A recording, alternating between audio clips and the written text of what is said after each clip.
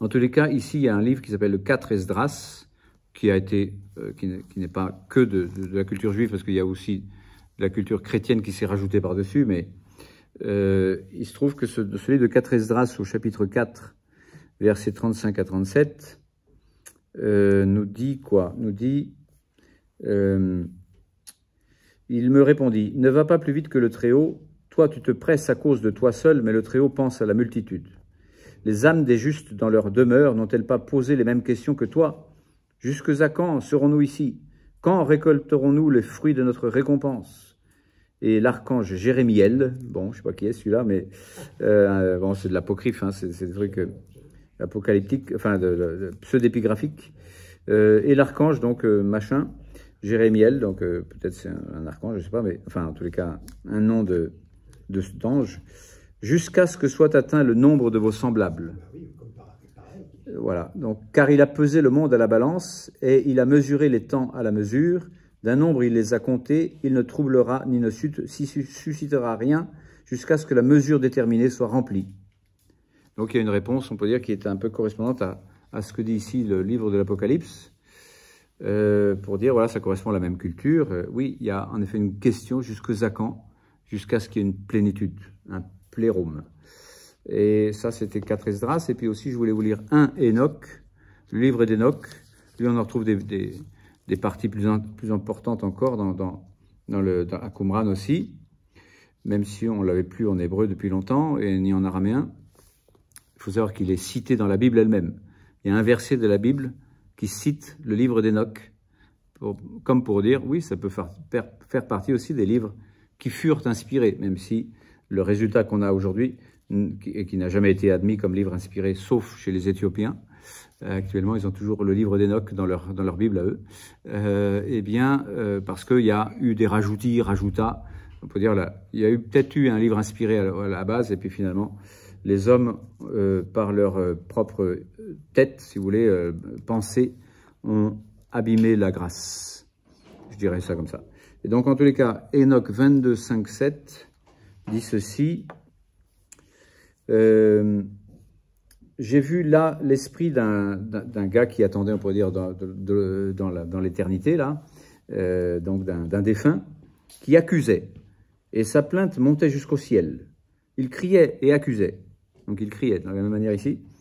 Et j'ai demandé à Raphaël, donc là c'est un ange connu cette fois-ci, le saint veilleur, parce que c'est un des noms des anges aussi, les veilleurs, qui m'accompagnaient.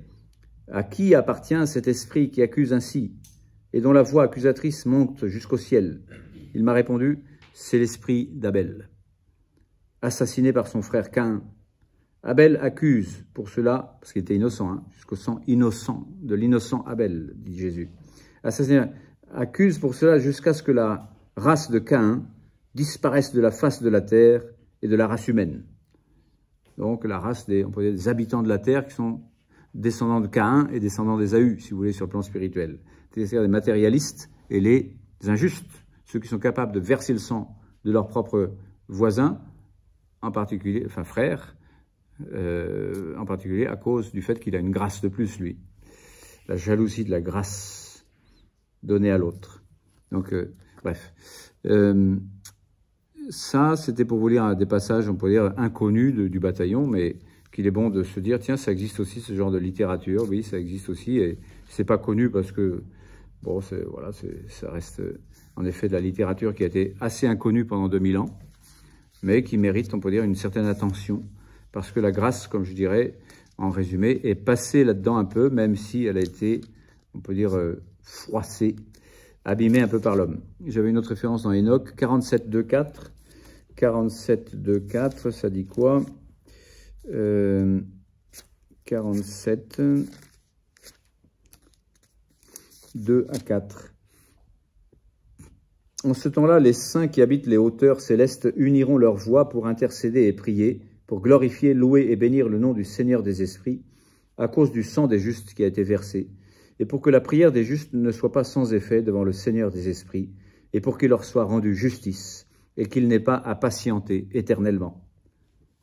Si vous voulez, on est vraiment dans le même état d'esprit, dans la même culture, se dire, voilà, les justes, là, ils sont en train d'attendre dans l'au-delà aussi, mais pas seulement dans l'au-delà, puisque l'espace c'est le temps, donc il n'y a pas que le ciel, il y a aussi la terre ici. Enfin, il y a le déploiement de l'histoire, puisque c'est l'agneau qui ouvre tous les sceaux là.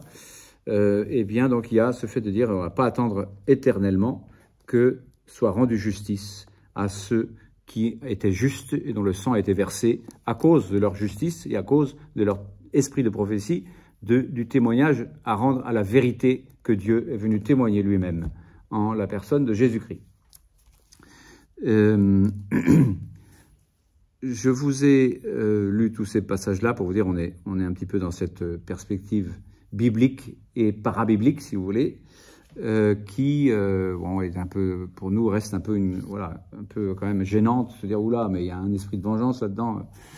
Ben oui, un peu quoi. Enfin, je peux pas dire le contraire parce que je viens de vous lire en 16, en 7 là, 6-7. Hein, c'est le sang des saints et des prophètes qu'ils ont versé. C'est donc du sang que tu leur as fait boire. Bien fait. Enfin, ils le méritent. Donc ça reste dur, ça quand même. Hein. Donc je peux pas j'arrive pas à expliquer quoi. Hein, je peux pas. Enfin, Dieu est Dieu. Voilà, c'est ce que je peux dire. Et que donc effectivement, il y a une justice éternelle qui reste un espoir aussi pour ceux qui est traité d'une manière injuste. Et se dire, comme voilà, Platon, ça c'est bien gentil de dire, il vaut mieux subir l'injustice que de la connaître. Mais jusqu'à quand quoi? Dans quelle mesure? Enfin. C'est bien gentil, toi, mais enfin, moi, je ne veux pas passer mon temps à me faire piétiner les pieds, quoi. Ben, si, parce qu'il y a une justice divine. Et donc, je peux vous citer tout de suite, d'ailleurs, puisque je l'ai déjà fait allusion 2 fois, ce passage de